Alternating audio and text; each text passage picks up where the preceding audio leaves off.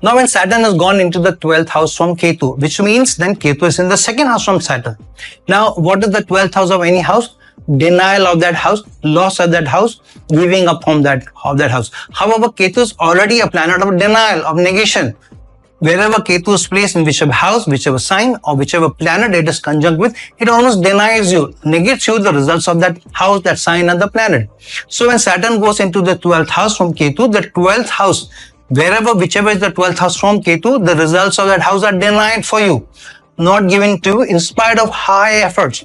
However, because it is the 12th house of denial and Ketu is also double denial, which means one result will be surely given to you at most wherever Saturn is placed in the 12th house from Ketu. So if Ketu is in the 3rd house and Saturn goes into the 2nd house, which is 12th from Ketu, which means from your effort, you may not be able to get the maximum money. Saturn is in the 2nd house of income, but you may be able to get nutrition, which means you may be a foodie and you're not denied food. You may sometimes be denied high nutrition. You may not be able to get the best nutritious food, or you may not really be a big foodie, but you may be very good at languages. You may not earn enough money, but you may be a very good convincer. You may be very good at talking. You may be talking in a very polished, very sophisticated manner. However, because Ketu is still in the mix, so the efforts are not giving you as much fruits of labor in money terms, in livelihood terms, in monetary gains. However, the other gains may be given to you, and one big result, one gain may still be given to you, may not be denied. Many times this is the placement where you just don't do very well in your domestic land, in the house, in the country where you're born, or in the city you're born. You have to go away, very, very far away from the city or the country of your birth to be able to get good results, and everything in that country may not also be given to you. You may not get good gains, good money, get into good relationship, get high growth, get high stature, get high dignity.